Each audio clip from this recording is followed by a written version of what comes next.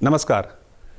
दूरदर्शन उत्तराखंड के बेहद खास कार्यक्रम स्वास्थ्य चर्चा में आपका स्वागत है। दर्शकों, आप जानते हैं कि पिछले कई सालों से अगर हम देखें तो एक बीमारी अपने पांव पसारती हुई नज़र आ रही है और बहुत गंभीर बीमारी, अगर इसे कहें तो गलत नहीं होगा। जी हाँ, वो बीमारी है कर्क रोग यानी कैंसर। इसके कई प्रकार होते हैं और आज स्वास्थ्य चर्चा में इसके जिस प्रकार की हम बात करेंगे वो है प्रोस्टेट कैंसर। और विशेषज्ञ तौर पर हमारे साथ स्टूडियो में मौजूद हैं डॉक्टर अंकुर मित्तल। आप हेड हैं department of urology, AIIMS Rishikesh. स्वागत है आपका हमारे प्रोग्राम में। धन्यवाद। तो अंकुर जी, आज प्रोस्टेट कैंसर की बात होगी। हमारे दर्शकों को बताएं कि क्या होता है प्रोस्टेट कैंसर। प्रोस्टेट कैंसर एक टाइप की ग्रंथि है जो पेट के नीचे वाले स्तर में पाई जाती है पुरुषों में। जी। ये अखरोट के आकार की एक ग्रंथि होती है जो अराउंड 18 से 20 ग्राम के आसपास की होती है। जी। और इसी ग्रंथि के अंदर जो सेल्स होते हैं जो रूटीनली डिवाइड करते हैं, अगर ये जो सेल्स हैं ग्रंथि है इसमें असंतुलन हो जाए ग्रोथ का, तो यही ग्रंथि जो है कैंसर का रूप ले लेती है। अच्छा, और इसके क्या लक्षण होते हैं? कैसे पता चले कि किसी को प्रोस्टेट कैंसर है?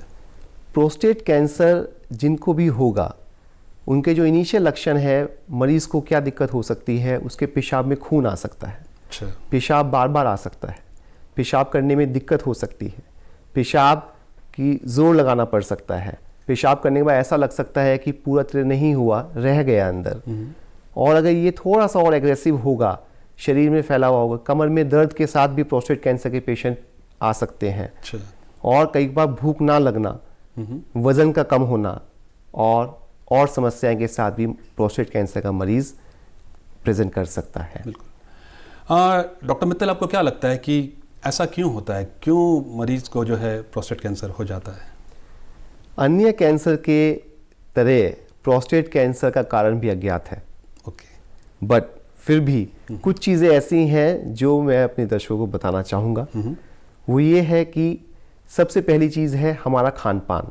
जी। हमारा लाइफस्टाइल। हमारा खान पान अगर अच्छा होगा तो प्रोस्टेट कैंसर के लक्षण कम पाए गए हैं। फिर दूसरी चीज़ इंपॉर्टेंट होती है हमारी फैमिली हिस्ट्री।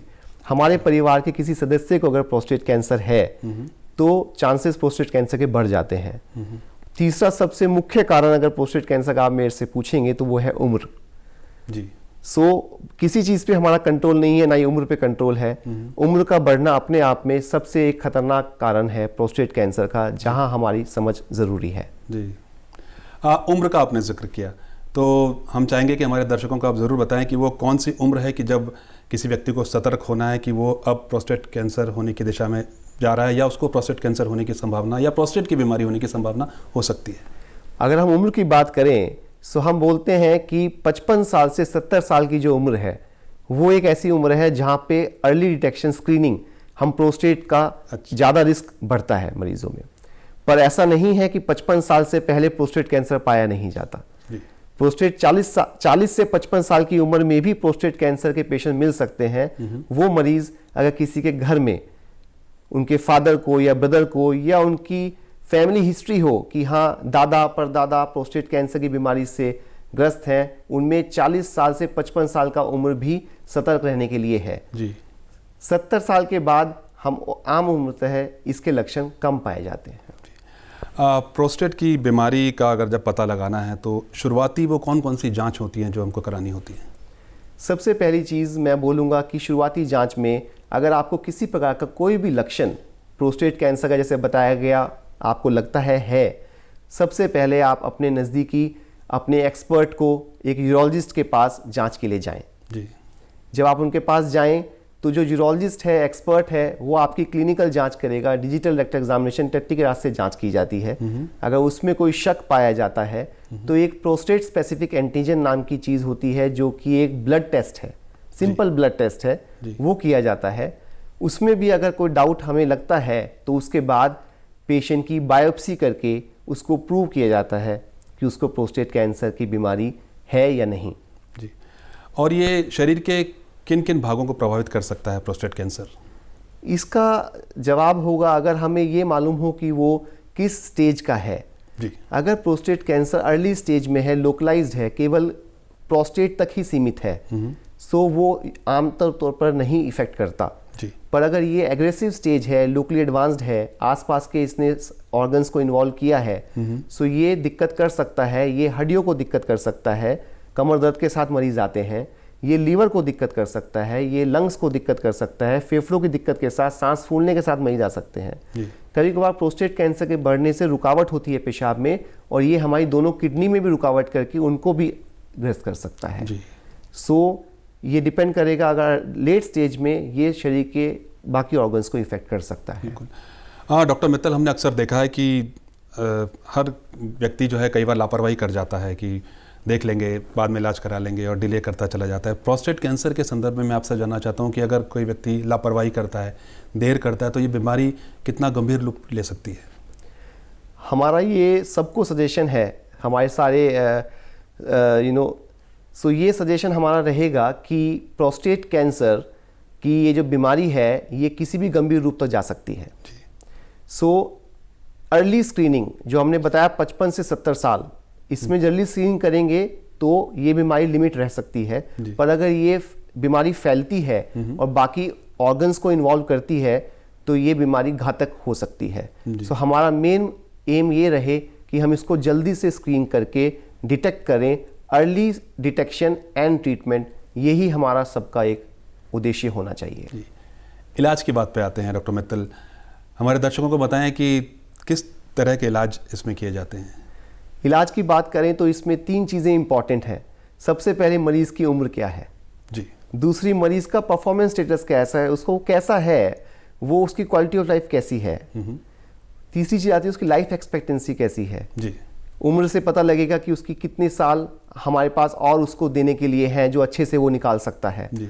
और फिर अल्टीमेटली बात आती है डिजीज़ की स्टेज क्या है जी। सो अगर ये सारी चीज़ें हमें मालूम हो उसके बेस पे हम ट्रीटमेंट मोडेलिटी डिसाइड करते हैं कि इलाज कैसे किया जाए। अगर ये केवल प्रोस्टेट तक सीमित है सो जो बेस्ट इलाज अभी वर्ल्ड वाइड लिटरेचर सब जगह है वो है या तो सर्जरी या फिर रेडियोथेरेपी। सर्जरी आप इसमें हम बात करें तो रेडिकल प्रोस्टेटेक्टमी इसका एक मात्र साधन है इन सर्जरी में जिसका इलाज, अगर ये एडवांस डिजीज़ हो जाती है तो फिर हार्मोनल ट्रीटमेंट, दवाइयाँ और रेडियोथेरेपी इसका इलाज करते हैं। और ये फिर आगे और अगर बढ़ जाए बाकी ऑर्गन्स को इन्वॉल्व करे तो वहाँ पर कीमोथेरेपी जिसे हम बोलते हैं, हार्मोनल ट्रीटमेंट, दवाई और सिकाई आगे इलाज बचते हैं। डॉक्टर मित्तल, क्या ये रिकरिंग डिजीज़ है? क्या एक बार होने के बाद इसके दोबारा होने की संभावना रहती है? जी, इसकी संभावना वापस होने की हो सकती है। इसका फिर ये डिपेंड करेगा कि ये किस स्तर की डिजीज़ है। अगर ये शुरुआती ही दौर में पकड़ में आ जाती है और इसका इलाज ठीक टाइम पे हो जाए तो रिकरेंस के चांसेस कम रहते हैं बहुत। बट यहाँ अगर ये डिजीज़ बाद में है तो ये रिकरेंस कर सकती है, ये बीमारी वापस आ सकती है। तो हमें फॉलोअप में सचेत रहना पड़ता है। हम नियमित इलाज के बाद बेफिक्र ना हो और हम अपने यूरोलॉजिस्ट को, अपने एक्सपर्ट को नियमित रूप से दिखाते रहें। बिल्कुल। आपने उम्र की बात की कि 55 से 70 साल की उम्र के लोगों में ये बीमारी होने की संभावना ज़्यादा रहती है प्रोस्टेट होने की। तो 55 से जो कम उम्र के लोग हैं या 40 और 55 के बीच में जो लोग हैं उनके लिए आप क्या कहना चाहते हैं? ये बहुत ही अच्छा सवाल आपने पूछा। 40 से 55 साल बेफिक्र होने का समय नहीं है जी। हम बोलते हैं 55 से 70 के बीच में जांच करवाएं, पर जो लोग कहते हैं कि उनकी फैमिली हिस्ट्री है, फादर को या ब्रदर को या फिर पहले दादा को कोई कभी हिस्ट्री रही है प्रोस्टेट की, उन केसेस में 40 से 55 के बीच में सतर्क होकर जांच करवानी ज़रूरी है और उनको उसी समय PSA स्क्रीनिंग जो टेस्ट होता है वो करवा लेना चाहिए। बिल्कुल। तो जैसे प्रोस्टेट कैंसर की हम बात कर रहे हैं या प्रोस्टेट की बात कर रहे हैं, जब स्टेजेस की बात होती है कैंसर की बीमारी को लेकर के, अगर हम बात करते हैं प्रोस्टेट या किसी अन्य कैंसर की भी बात करते हैं, तो स्टेज जो होती है वो कितने मायने रखती हैं? आप किस तरीके से देखें एज एन एक्सपर्ट? स्टेज बिल्कुल बहुत ज़्यादा मायने रखती हैं, इसीलिए सबसे इम्पॉर्टेंट है अर्ली डायग्नोसिस। हम बात कर रहे हैं, जितनी जल्दी हम इसका पता लगाएंगे उतनी ही वो कम स्टेज में पाया जाएगा, उतना ही उसका अच्छा इलाज होगा, उतनी ही अच्छी उसके बाद सर्वाइवल रहेगा, लंबे समय तक पेशेंट जीवित रहेगा बिना किसी रिकरेंस के पार। लेट स्टेज में आएगा, इलाज उतना ही जटिल हो जाएगा और रिकरेंस के चांसेस उतने ही बढ़ जाएंगे और फिर लाइफ एक्सपेक्टेंसी उतनी ही कम हो जाएगी। बिल्कुल। आपको क्या लगता है डॉक्टर मित्तल, अगर हम कैंसर की बात करते हैं या प्रोस्टेट कैंसर की बात करते हैं, तो पिछले कुछ सालों में जैसे कर्क रोग या कैंसर का जो बीमारी है वो अक्सर ज़्यादा देखने को मिल रही है। एज एन एक्सपर्ट आप इसको किस तरीके से देखते हैं? एज ए एक्सपर्ट मैं ये अब बताऊंगा आपको कि आप बिल्कुल ठीक बोल रहे हैं। ऐसा ही मिलने को हमें मिलता है हमारी दिनचर्या में कि कैंसर जो है वो अपने पांव पसार रहा है।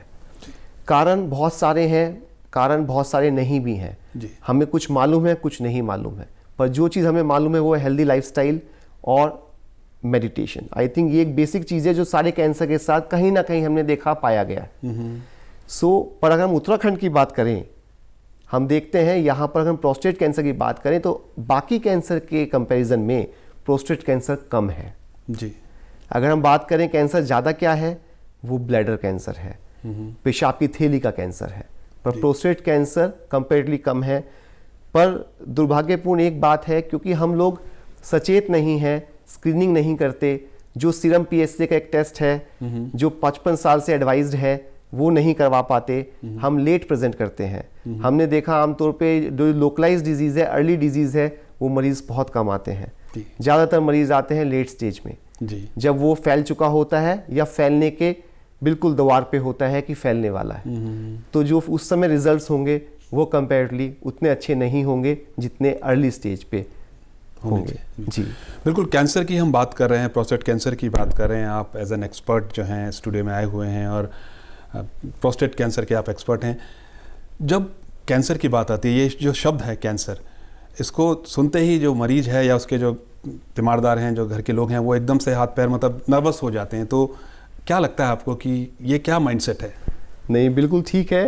ये कहना आसान होता है, जब कोई कैंसर शब्द सुनता है तो चिंता का विषय है। बट मैं अपने सारे मरीजों को और सारे सुनने वालों को यही बताना चाहूँगा, डरने की ज़रूरत नहीं है। प्रोस्टेट कैंसर से डरने की ज़रूरत नहीं है। हम डरते हैं इसलिए हम उसको डायग्नोज नहीं करवाते और उसका इलाज नहीं करवाते। आज इस स्टेज पे हम लोग हैं और आज इस स्टेज में All India Institute of Medical Science Rishikesh services दे रहा है। प्रोस्टेट कैंसर का ऐसा कोई भी इलाज नहीं है जो यहाँ उत्तराखंड की या आसपास की जनता को उपलब्ध नहीं हो सकता। तो डरने की ज़रूरत नहीं है। प्रोस्टेट एक स्लो ग्रोइंग ट्यूमर होता है। मैं यही बोलता हूँ कि आप इलाज करवाइए। बहुत सारी चीज़ें और हैं जिसकी वजह से खतरा है, इससे इतना खतरा नहीं होता, डरिए मत। बिल्कुल। एडवांस टेक्नोलॉजी की बात करते हैं, all India Institute of medical sciences Rishikesh की बात करते हैं, और जो हाल ही में जो एडवांस यूरोलॉजी सेंटर खुला है, रोबोटिक सेंटर खुला है प्रोस्टेट कैंसर के इलाज के लिए, उसके बारे में कुछ बताएं। नहीं, ये तो एक ऐसी चीज़ है जो हम ये कहेंगे, प्रोफेसर रविकांत हमारे जो डायरेक्टर निदेशक महोदय और CEO all India Institute of Medical Science Rishikesh, उनके मार्गदर्शन में जिस तरीके से हम लोगों ने प्रगति की है, ये बिल्कुल सोच से पार की बात है। अभी जो एडवांस यूरोलॉजी सेंटर हाल ही में उसकी उद्घाटन हुआ और जो रोबोटिक सेंटर पिछले 3 साल से चल रहा है, इस सेंटर के अंदर प्रोस्टेट संबंधित कोई भी ऐसी चीज़ नहीं है जिसका हम डायग्नोसिस की बात करें तो हर तरह की सुविधा उपलब्ध है। ट्रीटमेंट की बात करें तो हर तरह की सुविधा उपलब्ध है।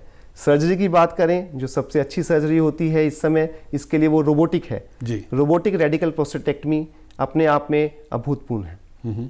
अगर हम बात करें रेडिएशन की, तो वो भी इस समय world class centre AIIMS Rishikesh के अंदर है। रेडिएशन फैसिलिटी बहुत अच्छी है जी। हम बात करें कीमोथेरेपी की, बिल्कुल वो भी वर्ल्ड क्लास सुविधाएं उपलब्ध हैं और बहुत अच्छे से। तो आई थिंक हमारे सुनने वालों को ये है कि बस इतना करें कि हम उसको सचेत हों, जल्दी से डायग्नोज करवाएं और तुरंत अपने नज़दीकी यूरोलॉजिस्ट के पास पहुँचें और इलाज करवाएं। बिल्कुल। और किस तरह की सुविधाएं एम्स में दी जा रही हैं अगर हम कैंसर डिपार्टमेंट की बात करते हैं तो? प्रोस्टेट कैंसर के संबंधी जैसे मैंने कहा, सारी सुविधाएं एम्स में है। अगर आप सर्जरी की बात करेंगे तो रोबोटिक की सुविधा है। अगर आप बात करें कि उत्तराखंड में तो पहला robotic centre all India institute है ही, पर इसके पास चंडीगढ़ और दिल्ली से पहले कहीं भी रोबोटिक सुविधाएं उपलब्ध नहीं है। हमारे सारे जो मरीज़ हैं पहले रेफ़र किए जाते थे जो सुविधाएं नहीं थी। अब मेरी गुजारिश ये है कि कहीं जाने की ज़रूरत नहीं है। अगर आपको कोई दिक्कत है तो एम्स में आप आइए, आपका इलाज जो है वहाँ पे पूर्णतः हो पाएगा। इस रोबोटिक सुविधा के अलावा जैसे मैंने कहा, रेडिएशन हमारे यहाँ बिल्कुल अब अलग से मशीनें और लग गई हैं, वेटिंग लिस्ट कम हो गई है। सिमिलरली कीमोथेरेपी और हार्मोन ट्रीटमेंट की भी सुविधाएं हैं। बायोप्सी की, अल्ट्रासाउंड गाइडेड सुविधाएं उपलब्ध हैं जो एक्सपर्ट खुद से करते हैं। जी। इलाज की बात पे आते हैं तो आप हमें बताएं कि किस तरीके से, मतलब ये इलाज आप किस तरह से डिसाइड करते हैं कि अभी इसकी सर्जरी होनी है या कीमो में जाएगा या रेडिएशन में जाएगा, ये इसके बारे में कुछ बताएं। ये पेशेंट जब आएगा, सबसे पहले डायग्नोज कर लिया हमने कि हाँ ये सीए प्रोस्टेट है, कैंसर है इसको प्रोस्टेट का, तो फिर हम उसको स्टेज करते हैं। उसमें जो इन्वेस्टिगेशंस है, चाहे वो एमआरआई की बात करें, चाहे बोन स्कैन की बात करें, वो सब उपलब्ध है, वो करवाते हैं। अब हमें मालूम करना पड़ता है, ठीक है भाई ये मरीज़ है, इसकी लाइफ एक्सपेक्टेंसी, इसकी उम्र है, एक 50 साल का जो मरीज़ है उसका इलाज अलग होगा, एक 70 साल का जो मरीज़ है उसका इलाज अलग होगा। हो सकता है एक 50 साल का मरीज़ में जो बीमारी है, अगर वो लिमिटेड है प्रोस्टेट तक, उसके लिए हम सर्जरी या रेडिएशन के लिए ऑप्शंस देते हैं उसको। अगर 70 साल का मरीज़ है, अगर बीमारी लोकलाइज्ड है, इसमें अगर पेशेंट का परफॉर्मेंस स्टेटस देखते हैं कि वो कैसा है, अगर लगता है कि नहीं 70 साल तो उम्र है पर बाबूजी तो ऐसे हैं 3 सीढ़ियाँ चढ़ लेते हैं, बिल्कुल, तो कहते हैं फिर उसमें उम्र आड़े नहीं आती जी। अगर लाइफ एक्सपेक्टेंसी 10 साल से ज़्यादा है तो फिर वो भी वही इलाज चाहता है जो 50 साल का चाहता है, करना चाहिए जी। पर अगर लाइफ एक्सपेक्टेंसी कम है, बाकी चीज़ें हैं, हमें लगता है कि नहीं लेस देन 10 ईयर्स है लाइफ एक्सपेक्टेंसी, उसमें फिर और तरीके से हम उनको काउंसिल करते हैं और कहते हैं चिंता नहीं करिए, कोई दिक्कत नहीं है, घबराइए मत, तो ये एक स्लो ग्रोइंग ट्यूमर है, ऑब्जर्वेशन या फिर कोई हार्मोनल ट्रीटमेंट या फिर कीमोथेरेपी, बाकी इलाज दिए जाते हैं। बिल्कुल। इलाज की बात को आगे बढ़ाते हैं डॉक्टर मित्तल, क्या आयुष्मान भारत योजना के तहत प्रोस्टेट कैंसर का इलाज होता है? बिल्कुल बिल्कुल होता है।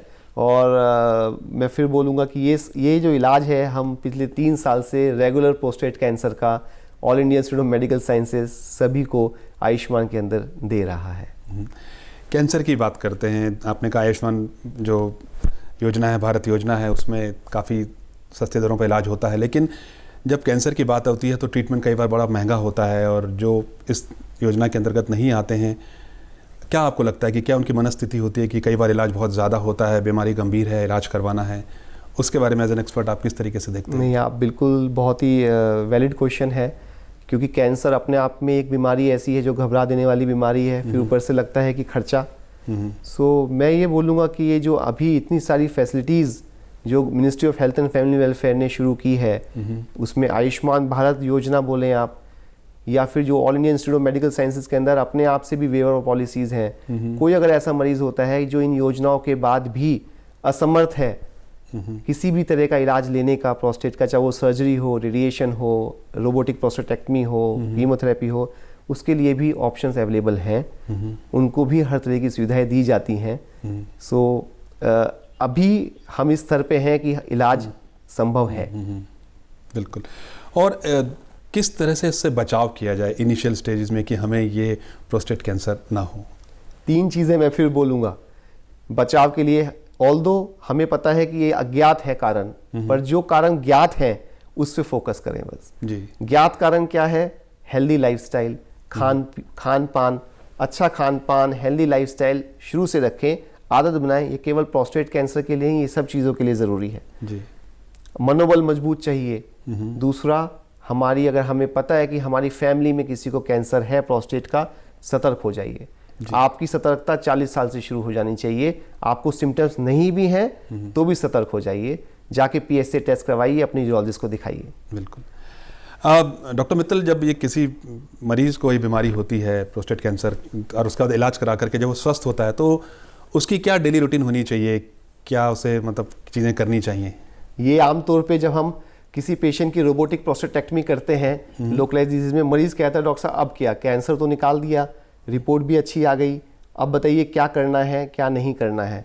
तो हम बोलते हैं वही खान पान, healthy lifestyle, high protein diet, लो कार्बोहाइड्रेट डाइट, और हम बोलते हैं अच्छे से घूमो फिरो और सब कुछ खाओ पियो, मेनली अच्छा स्वस्थ खाओ, कोई परहेज नहीं है। इलाज के बाद कोई परहेज नहीं है। ये मत सोचिए इलाज हो जाएगा कि ज़िंदगी आगे की कष्टकारी निकलेगी, ऐसा कुछ नहीं है। इलाज के बाद ज़िंदगी वैसी ही निकलती है जैसी इलाज से पहले थी, बल्कि अच्छी निकलती है। आपको पता है कि बीमारी की ग्रंथि निकल चुकी है शरीर से, या वो सिकाई से जला दी गई है, इलाज हो चुका है उसका, तो फिर आप नॉर्मल लाइफ जी सकते हैं। बिल्कुल नॉर्मल लाइफ जी सकते हैं। एक और भ्रांति, एज ए लेमन की तरह मैं आपसे एक सवाल पूछ रहा हूँ कि अक्सर क्या ऐसा होता है कि ये कहा जाता है कि जो लोग भारी भरकम काम करते हैं, वज़न उठाने का काम ज़्यादा करते हैं, उनको प्रोस्टेट होने की संभावना ज़्यादा रहती है? नहीं नहीं, ऐसी तो कोई अभी ऐसी बात नहीं है, बल्कि जो लोग ऐसा लाइफस्टाइल ऐसा है कि एक्सरसाइजेस ऑल ये सब चीज़ें करते हैं, अगर उनका खान पान अच्छा है और वो एक्टिव है तो ये एक पॉजिटिव चीज़ है उनके लिए, नेगेटिव नहीं है। बिल्कुल। और जब अभी बात हो रही है एम्स की, हम बात कर रहे हैं, डिपार्टमेंट की बात कर रहे हैं, तो आप किस तरह से भविष्य देखते हैं कि और कौन कौन सी सुविधाएं डिपार्टमेंट ऑफ यूरोलॉजी में आप देने वाले हैं या दे सकते हैं? मैं फिर से एक बार निदेशक महोदय का धन्यवाद करना चाहूँगा, इस स्तर पे ये मंच है। सो अभी जो यूरोलॉजी डिपार्टमेंट अभी सेट है, ये ऑलरेडी अपने आप में एक बेंचमार्क बन चुका है। सो अभी सारी सुविधाएं ऑलरेडी उपलब्ध हैं, बट आने वाले समय में अगर हम प्रोस्टेट कैंसर को देखते हुए बात करें तो हम कुछ और सुविधाएं ऐसी आगे प्लान कर रहे हैं जो कि प्रोस्टेट बायोप्सी में हमें योगदान देंगी। कभी कभार क्या होता है, अल्ट्रासाउंड से जो हम बायोप्सी लेते हैं उसमें वो कण कभी कभार नहीं आते या फिर PSA बढ़ रहा है, उसमें MRI के साथ फ्यूज करके अल्ट्रासाउंड को बायोप्सी ली जाती है। इसको बोलते हैं MR फ्यूजन बायोप्सी। ये अपने आप में एक बहुत अनोखी टेक्नोलॉजी है, जहाँ पे वो कण जो अल्ट्रासाउंड से भी नहीं दिख रहे हैं उसको भी हम वहाँ से टिश्यू ले सकते हैं और डायग्नोसिस कर सकते हैं। तो MR फ्यूजन बायोप्सी एक अपने आप में नेक्स्ट रहेगा एम्स ऋषिकेश के अंदर, डिपार्टमेंट यूरोलॉजी के अंदर, जो हम अग्रसर हैं इसके लिए। बिल्कुल। तो बहुत ही आसान शब्दों में और बहुत विस्तार से आप प्रोस्टेट कैंसर के बारे में हमें बता रहे हैं डॉक्टर अंकुर मित्तल। जाते जाते हमारे दर्शकों से आप क्या कहना चाहेंगे? मैं अपने दर्शकों से एक ही गुजारिश करना चाहूँगा। पहली चीज़ तो है, कैंसर शब्द से डरिए मत, प्रोस्टेट कैंसर शब्द से बिल्कुल मत डरिए। प्रोस्टेट कैंसर के लक्षणों को समझिए, हेल्दी लाइफस्टाइल जीना है, अच्छे से जीना है। अगर घर में किसी को ये बीमारी पहले रही है तो उसको आप तुरंत 40 साल की उम्र में सतर्क होइए। 40 साल से अपना एक serum PSA prostate specific antigen test जो स्क्रीनिंग टेस्ट है करवाना शुरू करिए एनुअल चेकअप में। अगर वो एबनॉर्मल आता है तो अपने यूरोलॉजिस्ट से मिलिए, एक्सपर्ट से मिलिए, आगे की जांच करवाइए, अर्ली डायग्नोसिस करवाइए। अगर आपको प्रोस्टेट कैंसर डायग्नोज होता भी है, हर तरह के इलाज all India Institute of Medical Science Rishikesh में और नियर बाई आपके यूरोलॉजिस्ट के पास अवेलेबल हैं। कोई भी यूरोलॉजिस्ट होगा वो हर इलाज कर सकता है और आप अपना इलाज करवाइए। और यही एक इम्पॉर्टेंट मैसेज मेरा रहेगा और इससे बिल्कुल मत घबराइए। तो निश्चित तौर पर प्रोस्टेट कैंसर जैसी बीमारी से घबराने की ज़रूरत नहीं है। एक्सपर्ट मौजूद हैं, सुविधाएं मौजूद हैं, स्टेजेस कोई भी हो, इलाज उसका संभव है। आपको बिल्कुल नहीं घबराना है, अपना हौसला रखना है। तो आज डॉक्टर अंकुर मित्तल जो कि हेड हैं department of urology AIIMS Rishikesh, आपने समय निकाला स्टूडियो में आए, इसके लिए आपका बहुत बहुत धन्यवाद। Thank you so much. तो दर्शकों, आज स्वास्थ्य चर्चा में प्रोस्टेट कैंसर जैसी गंभीर बीमारी के बारे में हमने बातचीत की और बहुत आसान शब्दों में, सरल शब्दों में डॉक्टर अंकुर मित्तल ने हमें जानकारी दी। स्वास्थ्य चर्चा के अगले अंक में एक नए विषय पर बात करेंगे। तब तक के लिए नमस्कार।